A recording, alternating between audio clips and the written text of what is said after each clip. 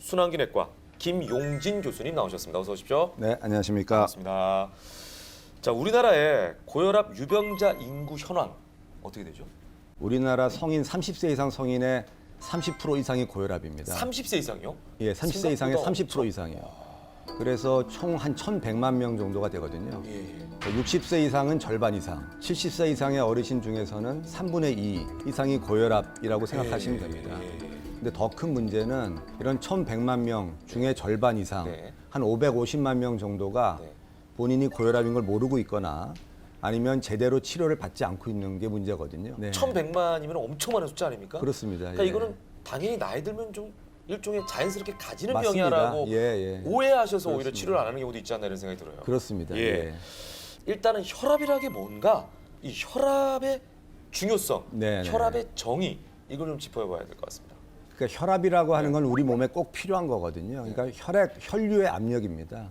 혈액이 심장에서 짜내서 우리 온몸을 돌아서 다시 심장으로 돌아가는 그 힘이 혈압이거든요. 그러니까 혈압이 0이 되면 혈액 순환이 멈추는 거니까 죽었다는 얘기죠. 사람이 살 수 없는 겁니다. 그러니까 혈압은 우리 몸에 꼭 필요한 건데 그러네요. 그게 과도하게 높아지게 되면 네. 장기적으로 여러 장기의 합병증을 유발하기 때문에 문제가 되는 거죠. 예. 그러니까 우리가 보통 혈압이라고 할 때는 사실은 동맥의 혈압도 있고 정맥의 혈압도 있고 우리 몸의 부위에 따라 다 다를 수 있는데 네. 우리가 흔히 혈압이라고 하는 건 팔뚝에서 잰 동맥의 혈압을 저희가 흔하게 혈압이라고 얘기하고 있습니다. 고혈압이라고 정의를 할 경우 혈압이 높다는 얘기잖아요. 네네. 어느 정도 수치냐라는 거죠. 여러분들 많이 아시는 대로 정상 혈압의 기준이 120에 80이라고 그거 하지 이제 많은 분들이 않습니까? 외우고 있어요. 그렇습니다. 근데 숫자가 두 개로 돼 있거든요. 위의 숫자는 심장이 수축할 때 혈압입니다. 짤 때. 그러니까 수축기 혈압이라고 하는 거고요. 아래 혈압 80이라고 하는 거는 심장이 펼쳐 확장할 때 혈압입니다.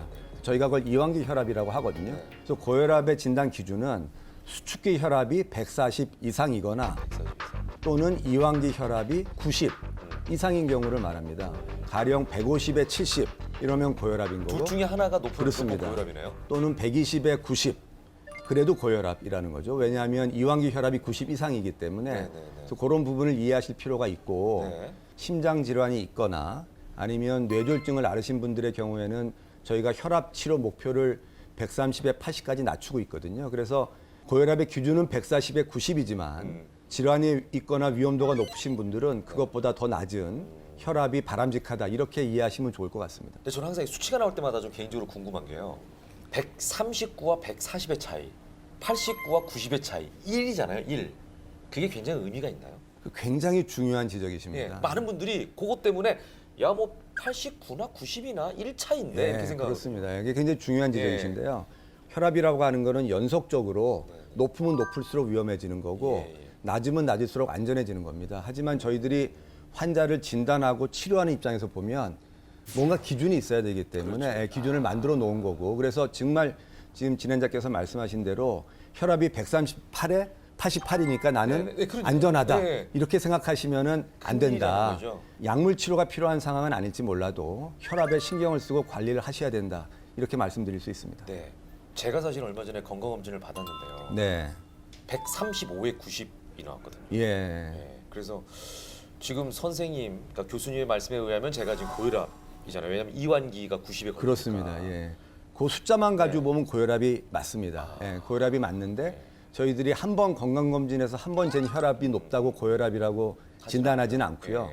여러 번 반복적으로 측정을 해야 됩니다. 또는 반대로 얘기하면은 건강검진 받은 날 어떻게 해서 좀 혈압이 내려갔다 그래서 안심할 것도 아니고. 그렇습니다. 예, 예. 그러니까 혈압이라고 하는 건 네. 하루 종일도 시시각각 네. 매 초마다 매 분마다 변하는 거기 때문에 한 번 높다거나 한 번 낮은 걸로 판단하시면 안 되고 반복적인 측정을 통해서 평균치를 네.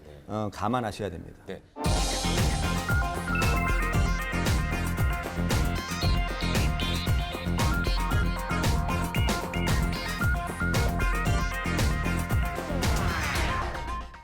자, 많은 병이 원인에 따라 종류가 나뉘는 걸로 알고 있는데요. 혹시 고혈압도 종류가 있을까요? 우리 그냥 고혈압만 그렇습니다. 하니까. 예. 예. 고혈압도 크게 보면은 1차성 고혈압, 2차성 고혈압 두 가지로 나눌 수가 있습니다. 네. 1차성 고혈압은 특별한 원인이 없는 저희들이 흔히 그냥 하는 말로 하면 체질적으로 혈압이 높으신 분들이고요.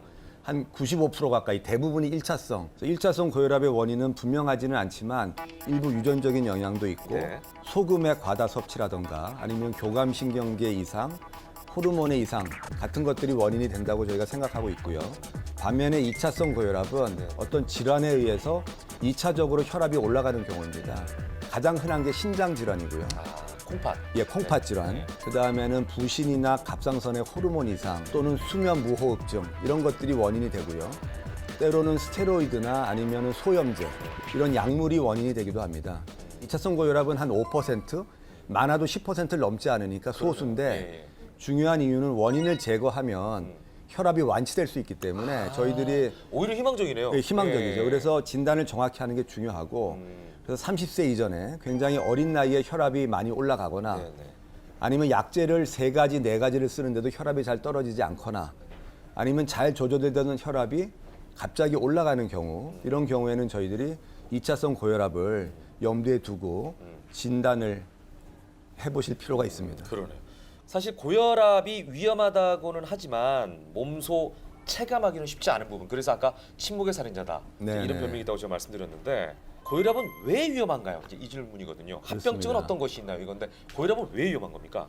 그러니까 고혈압은 그 자체가 문제가 되는 건 아닙니다. 네, 네. 아주 예외적으로 혈압이 200, 250 이렇게 매우 상승하면 그 자체로 문제가 되는 경우들도 있지만 장기적으로 혈압이 높았을 때 네. 별 증상은 없지만 혈관에 지속적인 손상을 일으키는 거거든요. 그래서 혈관에 문제를 일으켜서 그래서 나타나는 병이 심근경색증이나 협심증 같은 심장 질환, 네. 아니면은 뇌출혈이나 뇌경색 같은 뇌혈관 질환, 네. 아니면 콩팥 질환, 심부전 네. 이런 질환들이 장기적인 고혈압에 의한 합병증, 네. 결국은 고혈압이 문제가 되는 것은 이런 합병증의 위험이 혈압이 정상인 사람에 비해서 2배부터 4배까지 상승하기 때문이다. 이렇게 이해하시면 될 것 같습니다. 그러니까 호스가 이렇게 있으면 물이 이렇게 흘러갈 때 원래 수압대로 가면 괜찮지만 너무 세게 가면 호스가 팽창하다가 터지는 거랑 똑같은 거예요. 그렇습니다. 예, 그러니까 혈관벽이 과도한 스트레스를 오랫동안 네. 견디게 되니까요. 혈관벽에 문제를 일으키는 겁니다. 예. 이런 합병증의 위험이 얼마나 높아지게 됩니까? 혈압에 따라서? 혈압을 110에 70을 네네. 기준으로 했을 때 수축기 혈압, 예. 위의 혈압이 20 증가할 때마다 네네. 심장병에 의한 사망이 2배씩 증가합니다. 그러니까 110에 70이신 분하고 예. 혈압이 170인 분하고는 심장병 사망률이 한 8배 가까이 그러네요. 차이가 난다고 보셔야 되는 거거든요. 예. 작년에 저희 한 28만 명 정도 사망했거든요. 거기 10대 사망 원인이 있는데 두 번째가 심장병, 3위가 뇌혈관 질환, 6위가 당뇨병성 질환, 예. 9위가 고혈압성 질환인데 이 4가지가 모두 고혈압과 연관이 고혈압과 연관이 돼 있습니다. 그러니까 하루에 한 760명 정도가 사망한다고 봤을 때 네. 하루에 한 200명 정도 이상의 사망자 사망이 고혈압과 관련이 있다. 예. 이렇게 보시면 되니까요. 작년 같은 경우에 하루에 교통사고 사망자 수가 한 15명 정도 되거든요. 하루에? 예. 근데 지금 200명 정도의 사망과 연관이 있는 게 고혈압이니까 그 정도 그렇게 비교를 하니까 교통사고는 진짜 우리가 많이 죽는다고 그러고 사고 날 그렇습니다. 때마다 뉴스에 예, 나오고 예. 네. 정말 저거 위험천만하지 그렇습니다. 우리가 각성하고 이러는데 그거는 15명 정도인데 그렇습니다. 고혈압이 모든 사망의 직접적인 원인이라고 제가 말씀드리는 건 아니고요. 네네. 또 너무 또 막 겁을 내실까봐 제가 이제 고혈압을 가지고 계신 분들이 너무 겁을 내실까봐 다시 한번 말씀드리면 네네. 고혈압과 연관이 돼 있는 거. 그래도 이거 강하게 얘기하셔도 돼요. 그러면 그런가요? 이제 어떤 현상이 나타나냐면 고혈압이야 너 큰일 났어 네. 이렇게 되는 거죠. 그러면 조금 거기에 대해서 더 경각심을 가질 수 있지 않을까. 경각심은 갖되 네. 두려워하시거나 걱정하실 필요는 없다. 네. 이렇게 제가 좀 강조해서 말씀드리고 예. 싶습니다. 자 그러면 거기에 대해서 다시 한번 희망적인 메시지로 마무리를 하려고 하면 고혈압을 반대로 잘 관리하면 사실은 합병증에 걸릴 확률이 낮아진다. 예, 그거 중요한 꼭 그죠? 질문해 주셔서 감사합니다. 예. 그러니까 혈압은 뭐 약물을 쓰든지 생활 습관을 개선하든지 해서 120에 80이든 어쨌든 정상 혈압으로 떨어뜨리면 네. 위험도는 정상인과 똑같아진다. 이렇게 이해하시면 좋을 것 같고요. 네, 네. 그래서 지금 현재는 고혈압의 치료 목표를 140에 90 미만으로 하고 있다. 그런데 아까 잠깐 말씀드렸던 대로 심장병이 있거나 뇌혈관 질환이 있으신 분들은 130에 80 미만까지도 낮추는 것을 목표로 한다. 네. 그러면은 정상인과 위험도가 같다. 이렇게 이해하시면 좋을 것 같습니다. 예. 저혈압은 네, 갑자기 궁금해지네요. 네네. 또 더 내려가면 안 되잖아요. 일단 원래부터 혈압이 낮으신 분들은 축복받으신 분들이다. 이렇게 진짜요? 이렇게 이해하시면 좋습니다. 예를 들어 어떤 네. 심장에 기능에 이상이 있는 상황이거나 아니면 무슨 증상이 있는 상황이 아니라면 혈압은 예. 낮으면 낮을수록 좋다. 그렇게 이해하시면 좋을 것 같고요. 다만 약물을 드시고 계신 분들은 혈압이 너무 떨어지면 인위적으로 낮춘 거기 때문에 혈액순환에 문제가 있을 수 있습니다. 아, 특히 그 최적화가 안 돼 있는 거죠. 예, 특히 뇌 혈액순환에 문제가 될 수 있거든요. 몸이 그런 낮은 혈압을 받아들이지 못하는 것이기 때문에 그래서 그 어느 정도가 위험한 혈압 기준이냐 하는 것은 아직도 논란의 여지가 있지만 약물을 드시는 분들은 꾸준히 측정한 평균적 혈압이 네. 120 미만으로 가는 것은 피하시는 게 좋고 네. 110 미만으로는 절대 안 가시는 게 떨어지지 않는 좋다. 이렇게 이해하시는 게 좋을 것 같습니다.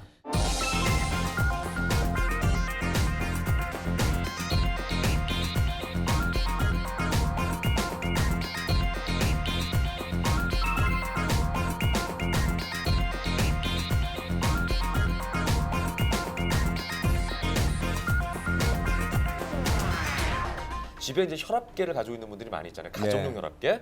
자, 이런 경우에 혈압을 재는 방법 예, 어떻게 예. 해야 되는 겁니까? 본인의 혈압을 제대로 아는 것이 혈압 관리의 첫걸음이다. 이렇게 이해하고 있습니다.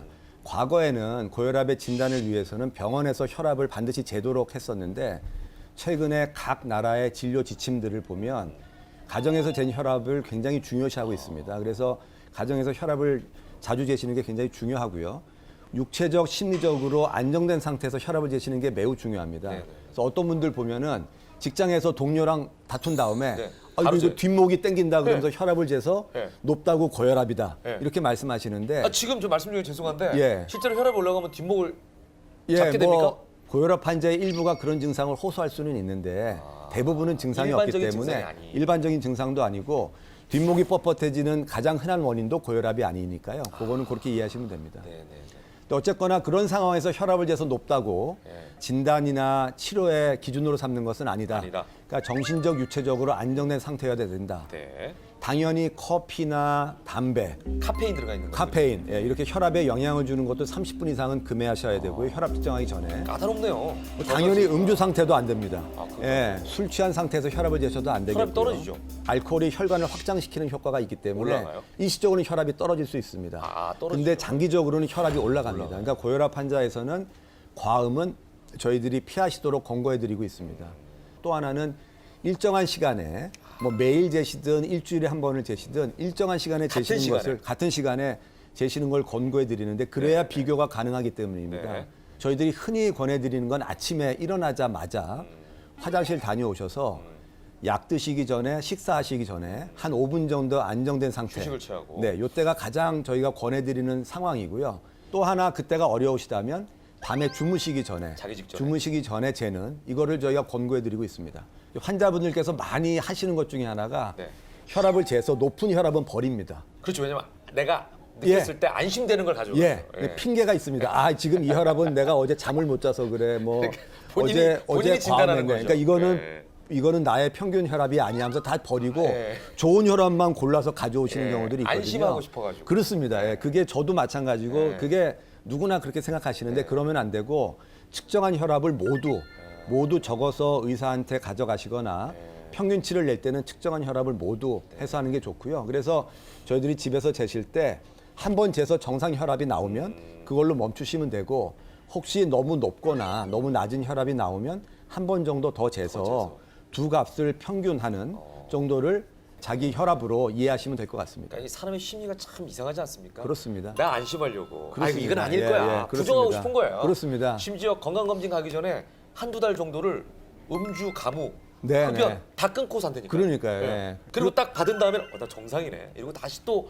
그렇죠. 노니까 이게 예, 문제죠. 예. 예. 지금 제 얘기했습니다. 지금 네, 네. 흔한 일입니다. 예. 여기서 다 고백을 하게 되네요. 예, 예.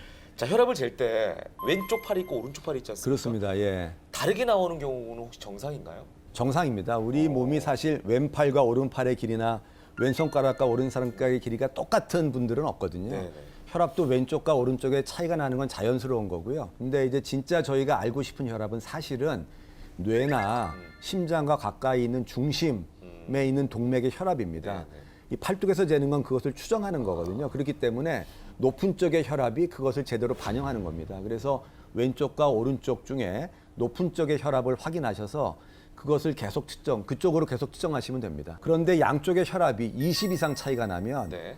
그 낮은 쪽의 혈압이 네. 혈관에 문제가 있는 걸 수가 있거든요. 아, 뭐 수축이 더 돼 있거나. 혈관이 좁아지는 그러니까, 거죠. 예. 좁아져 있구나. 예, 수축하거나. 예, 예. 혈관이 좁아지면 혈압이 낮아지게 됩니다. 그래서 뇌로 가는 혈관이 좁아지면 뇌에 가는 혈압이 떨어져서 혈액순환이 잘 안 돼서 뇌경색이 올 수도 있는 거거든요. 근데 이런 경우는 좀 이해가 안 되는 게 아까 선생님께서 이 혈관이 확장이 되면 혈압이 낮아지는 효과가 일시적으로 있다 그 얘기하셨잖아요. 네네. 근데 이게 줄면은 오히려 혈압이 높아져야 되는 거 아닌가요? 아주 핵심적인 질문이신데요. 예. 혈압을 유지하는 것은 심장에서 짜내는 혈액량하고 예. 그다음에는 말초 혈관의 저항입니다. 말초 혈관들이 얼마나 단단히 수축하고 있냐에 따라서 혈압이 결정되거든요. 그런데 제가 말씀드린 건 혈관의 중간에 있는 혈관. 예. 이제 수도 파이프로 예를 들면 예. 수도 파이프가 녹이 쓸어서 예. 좁아지게 되면 예. 이쪽에는 물이 흘러가는 물의 양이 많은데 네. 이쪽에는 많이 좁아지면 물의 양이 적어지죠. 그러면 압력이 떨어지게 됩니다. 아, 그러네. 이제 가는 그렇게 양이 더 많이 못 가는 가니까. 양이 줄어들게 되는 거죠. 그래서 아, 네. 이게 20 이상 차이가 나면 혈관에 문제가 있는 것일 수 있기 때문에 네네. 병원에 가서 꼭 진단을 받아보실 필요가 있겠습니다. 네네네. 자, 그리고 아까 그 혈압을 재면은 두 가지가 있었지 않습니까? 숫자가 두 개잖아요. 네, 앞쪽은 그렇죠. 수축기 혈압. 뒤에는 이완기, 이완기 혈압. 혈압. 일반적으로 생각을 하면 또는이라고는 돼 있지만 예. 저희 생각은 뭐냐면 그리고의 경우가 그렇습니다. 아니었나. 그러니까 예, 두 가지가 예. 다 올라가야 사실은 안 좋은 거지. 네네. 둘 중에 하나가 괜찮은 거는 그래도 어느 정도 경계선이라는 의미가 그렇습니다. 아니야? 이렇게 생각이 쉽거든요. 예, 예. 이 숫자의 차이는 무슨 의미일까요? 그러니까 저희가 혈압이라고 하는 게 나이가 한 40세, 50세 정도까지는 수축기 혈압과 이완기 혈압이 나이가 들어감에 따라서 같이 상승합니다. 같이, 예. 움직이게 되는데 한 50세, 60세를 넘어서게 되면 위의 혈압, 수축기 혈압은 올라가게 되고 이완기 혈압은 오히려 떨어지게 됩니다. 그 이유는 뭐냐면 동맥이라고 하는 건 네네네. 수도 파이프랑 다르거든요. 심장이 짤 때는 네. 수축할 때는 혈관이 조금 늘어나게 되고 예. 그래서 더 많은 혈액을 담으려고 압력을 떨어뜨리면서 늘어나게 되고 네. 이완기 때는 조금 줄어들고 이렇게 움직이는 거 그냥 수도 파이프랑 다릅니다. 근데 나이가 들어가면 네. 특히 고혈압이 있으신 분들은 네. 혈관이 딱딱해집니다.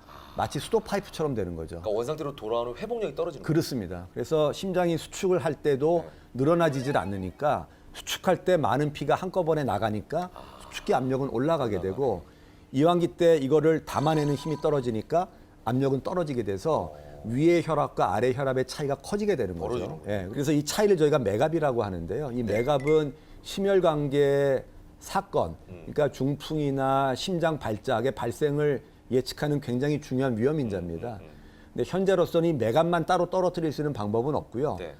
이렇게 150에 70, 그러면 맥압이 80일 텐데 80이요. 네. 위의 혈압 150을 고혈압 떨어뜨려야 되는 진단 기준으로 떨어뜨리게 되면 자연스럽게 이 아래 혈압도 약간 떨어질 수 있지만 자연스럽게 맥압이 낮아지게 되니까 수축기 혈압을 정상 범위로 떨어뜨리는 것이 맥압을 낮추는 방법이다. 이렇게 이해하시면 될 것 같습니다. 네. 그렇다면은 이 수축기와 이완기 혈압 중에 이게 더 위험하다 할 수 있는 게 있나요? 둘 중에 하나를 고르면은 네. 여러 역학조사 결과를 보면 네. 위의 혈압이 더 중요합니다. 수축기 혈압이. 수축기 혈압이 더 중요합니다. 예. 하지만 젊은 분들은 네네. 수축기 혈압보다는 이완기 혈압이 올라가거든요. 네. 그러니까 예를 들어 지금 아까 사회자께서 예. 사회자께서 예. 그 본인의 그 안전함을 더 강조하려고 지금 그 질문을 하신 것 같기도 한데 궁금해서요. 예, 130에 95다. 예. 그러면 이 젊으신 분들은 보통 혈압이 그렇거든요. 120에 95, 130에 100. 예. 그러니까 수축기 혈압이 더 중요하다고 했으니까 나는 안전하다 이건 아니고요. 예. 젊은 분들은 아래 혈압이 높은 것도 여전히 위험 인자로서 중요합니다. 근데 굳이 두 개를 비교하면 수축기가. 수축기 혈압이 더 중요합니다.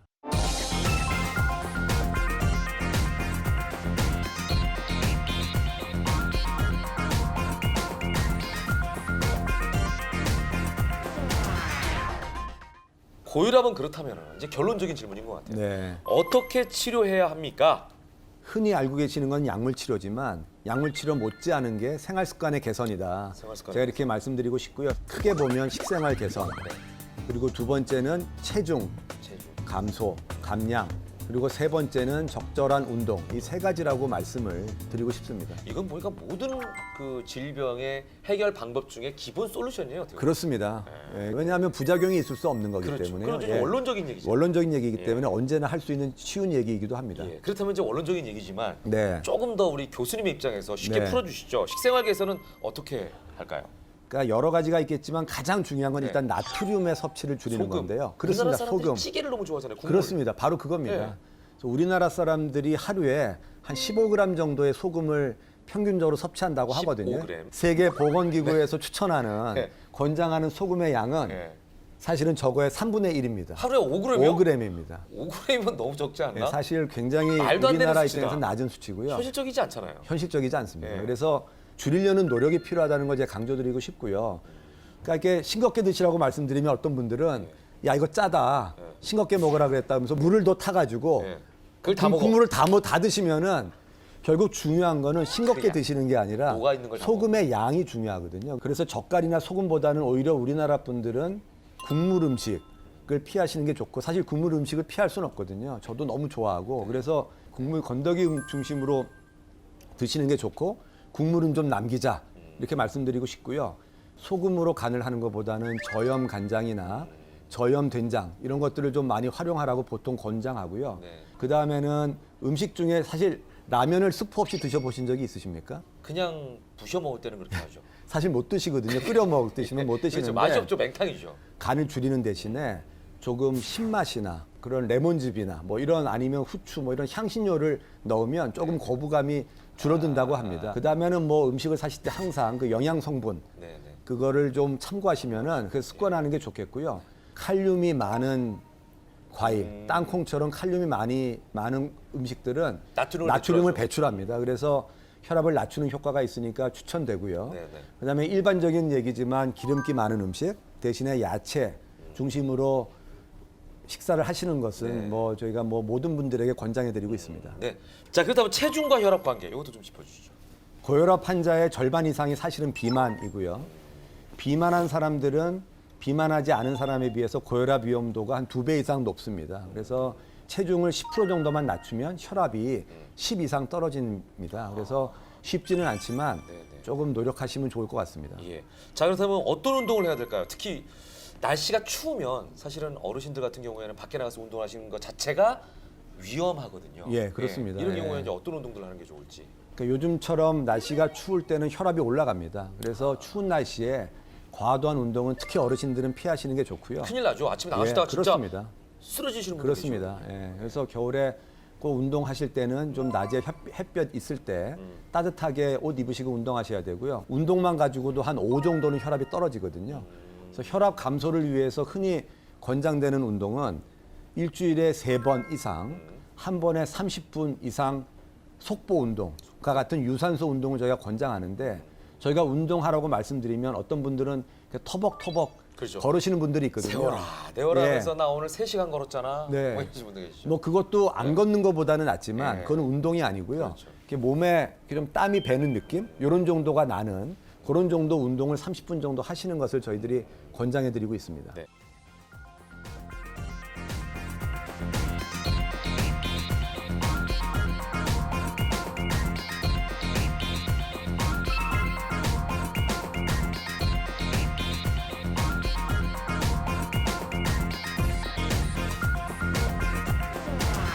자, 이렇게 생활 습관을 개선했습니다. 그래서 이제 노력을 하셨어요. 세 가지 네. 부분에 있어서 혈압 조절이 돼야 되는데 그렇습니다. 그렇게 예. 해도 혈압 조절이 안 되면 네. 그러면 약을 먹어야 됩니까? 방법은 그거밖에 없나요? 그렇습니다. 이 생활 습관 개선이라는 게 사람마다 차이가 큽니다. 그 개선 효과의 차이가 크고 그 다음에 제가 말씀드린 소금의 양을 반으로 줄이라든가 체중을 10kg 빼라든가 이게 달성하기 어려운 부분이 있거든요. 그래서 생활 습관의 개선과 고혈압 약물 치료는 둘 중에 하나를 선택하는 게 아니고 병행. 모든 환자에서 같이 병행하는 치료다 이렇게 예. 이해하시면 될 것 같습니다. 그래서 약물 치료는 최근에 특히 고혈압 약물들은 부작용이 거의 없습니다. 그래서 약물 치료에 대한 두려움을 조금 줄이시고 두 개를 병행해야 된다 이렇게 이해하시면 좋을 것 같습니다. 네. 그렇다면 이제 고혈압 약은 어떤 종류들이 있고 이게 과연 어떤 역할을 하기에 혈압이 낮아지나 네네. 이 부분도 궁금해요.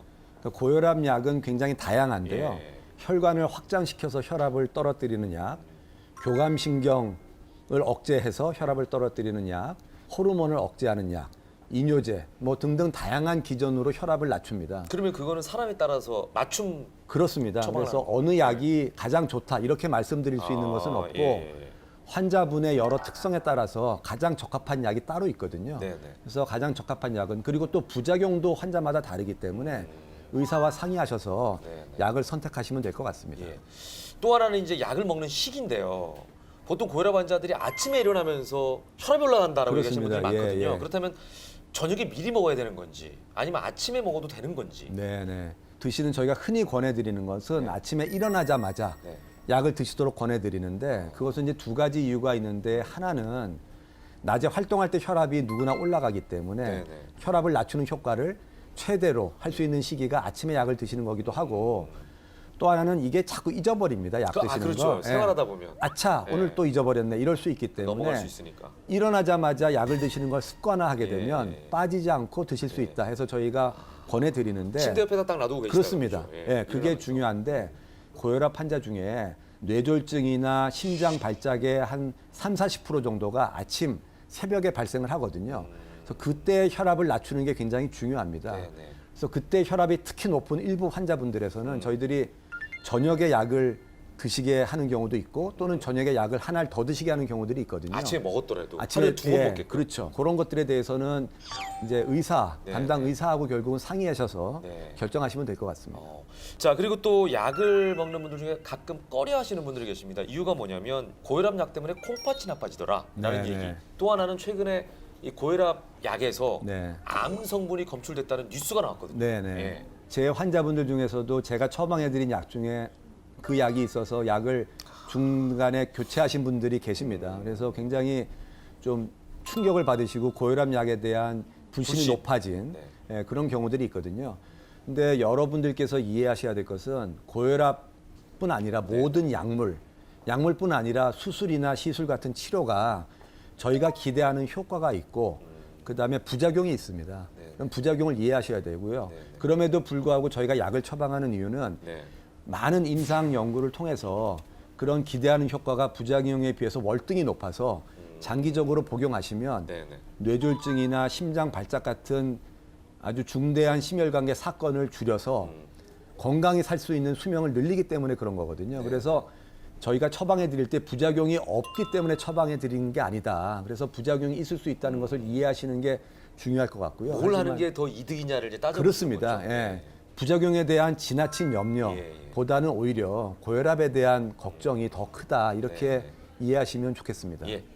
자, 이 얘기는 저도 너무나 여쭤보고 싶었던 네, 부분이에요. 네. 뭐냐면 특히 이제 나이가 젊을수록 네, 본인이 무슨 약을 먹고 있다는 게 다른 사람들에게는 굉장히 부끄러운 거죠. 그렇습니다. 예, 그래서 한 번 먹기 시작하면 평생 먹어야 된다는 생각 때문에 그렇습니다. 고혈압을 미루고 네, 네. 그래서 병을 얻는 경우도 있단 말이에요. 그렇습니다. 제가 굉장히 중요한 질문이 제가 두 가지를 강조해서 말씀드리고 싶은데요. 네. 첫째는 앞서 난 아직 젊은데 고혈압 약을 먹는 것이 뭔가 좀 창피하잖아요. 창피한 네. 것 같은 느낌이 든다고 말씀하셨는데 고혈압이라고 하는 건 대표적인 퇴행성 질환입니다.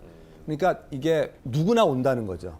그러니까 누구는 고혈압이 아예 오지 않는 사람이 따로 있고 고혈압이 오는 사람이 따로 있는 것이 아니고요. 오는 시기가 약간 다를 뿐입니다. 그래서 혈압이 조금 높은 젊을 때부터 혈압을 관리하시면 결국 혈관의 건강은 더 좋아지는 거거든요. 그러니까 저희들이 이마의 주름을 없애기 위해서 보톡스를 맞는 것보다 혈관의 건강을 지키기 위한 혈압약 한 알이 더 중요할 수 있다. 젊음을 지키는 비결이다. 네. 사실은 젊어지는 비결이다. 예. 이렇게 강조드리고 싶고요. 네. 고혈압 약을 한 번 드시면 평생 드셔야 되는 게 맞습니다. 그런데 그 이유는 혈압이라고 하는 건 나이가 드시면 계속 올라가기 때문에 올라갈 그렇습니다. 가능성이 더 높으니까. 혈압이 생활습관 개선을 통해서 만약 혈압을 왕창 낮출 수 있으면 네. 혈압약은 당연히 중단할 수 있습니다. 그래서 혈압약을 평생 드시게 하는 원인이 아니다 네. 하는 거를 이해하시면 네. 혈압약을 평생 드셔야 되는 이유가 조금 더 쉽게 이해될 수 있을 것 같습니다. 자, 그러면은 또 하나 저는 이제 궁금증이 그럼 언제부터 혈압약을 먹습니까? 혈압이 어느 정도 갔을 때 그것도 얘기하면서 다 상황을 지켜보고 주시는 건가요? 아니면은 저가의 수치가 아까 고혈압이 140에 90 이상이면 네. 고혈압이라고 하지 않았습니까? 그렇습니다. 예. 그 정도면 무조건 먹어야 되는 건가요? 그렇습니다. 혈압이 140에 90 네. 이상이 되면 무조건 드셔야 됩니다. 아, 그래요? 네. 근데 일단 다른 위험도가 없는 건강한 특히 젊으신 분이라면 네, 네, 네. 생활 습관 개선을 조금 먼저 해보실 수 해보고, 있습니다. 해볼 수 해보고. 있지만 그 생활습관 개선의 기간이 1년, 2년, 3년 이렇게 되는 것은 아니고요.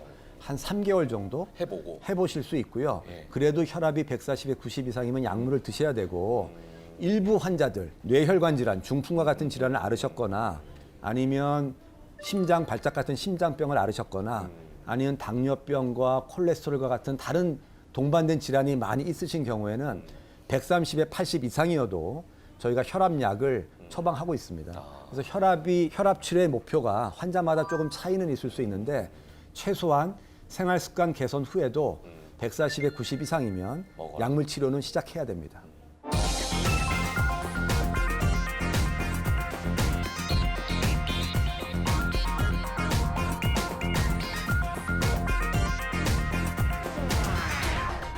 서울대학교 병원과 함께하고 있는 우리 집 주치 김영준 교수님과 함께 고혈압에 대해서 알아보고 있는데요. 교수님이 생각하실 때 고혈압 환자들이 추가적으로 중요하게 생각해야 할 부분은 어디라고 보십니까? 그 중요한 메시지 중에 네네네네. 하나는 앞서 제가 말씀드렸는데 고혈압을 치료하는 이유는 고혈압 자체가 목적이 아니고 네네. 낮추는 게 목적이 아니고 심혈관계 사건을 줄이는 게 목표거든요. 그렇기 때문에 혈압에만 관심을 두지 마시고 본인의 콜레스테롤 수치, 특히 LDL 콜레스테롤, 네, 나쁜 저밀도, 콜레스테롤. 예, 나쁜 콜레스테롤이라고 하는 게 수치가 얼마나 되는지, 본인의 혈당이 얼마나 되는지, 본인의 체중이 얼마나 되는지 하는 걸 늘 좀 기억하실 필요가 있겠고 이런 것들이 올라가게 되면 그런 걸 함께 조절해야 왜냐하면 혈압과 콜레스테롤이 함께 올라가면 같이 올라가면 위험도가 10배까지도 올라갈 수 있는 것이거든요. 그래서 모두 함께 조절하는 것이 심혈관계 사건을 줄이는 첩경입니다. 그런 네. 면에서 동반된 다른 질환을 함께 관심을 갖고 줄이려고 하는 노력이 그걸 한 번 더 강조드리고 싶습니다. 과거에는 병원에 가지 않는 분들이 건강한 분들이었지만 네네. 요즘은 병원을 자주 가시는 분들이 건강한 분들입니다. 이거 굉장히 지금 좋은 말씀이신 예, 것 같아요. 그러니까 요즘은 치료를 위해서 병원에 가시는 분들은 많지 않습니다. 대부분 예방이거든요. 그렇죠. 고혈압이 제가 말씀드린 대로 병이라고 할 수 없습니다. 그래서 고혈압을 치료하신다기보다는 혈압을 낮춰서 중풍이나 심장 발작을 예방한다. 네. 이렇게 이해하시면 좋겠습니다. 그러니까 예전에 자랑거리가 나는 병원 근처도 안 가봤잖아. 예, 그분들이 가장 그분들이 위험한 예, 분들입니다. 예, 요즘은. 네. 자, 침묵의 살인자라 불리는 고혈압 병에 대한 정확한 정보를 통해서 충분히 관리하신다면 수많은 합병증으로부터 여러분의 건강을 지킬 수 있다는 말씀으로 오늘 마무리하도록 하겠습니다. 함께해 주신 김영준 교수님 감사드리고요. 시청해주신 시청자 여러분 고맙습니다.